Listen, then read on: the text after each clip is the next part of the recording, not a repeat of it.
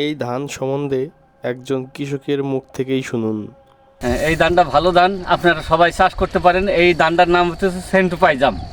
এটা ভালো, চিটে নাই এবং পাতা কমা গেলে ধানটা ভাত খাইতেও খুব সুন্দর, ভালো লাগবে আপনাদের সবাইকে। এবং এটা কি গরু খায় কেমন? এটা গরুর খ্যারও খায়, দারুণ খ্যার খায়, খ্যার মানে মিষ্টি মিষ্টি খ্যার। ওকে, গালে দিয়ে দেখবেন আপনারা কাটার পরে যে খ্যারটা মিষ্টি মিষ্টি, দারুণ খায় গরুটি। এতে আপনারা এই ধানটা চাষ করবেন, চাষ করলে আপনারা লাভবান হবেন এই ধানটা।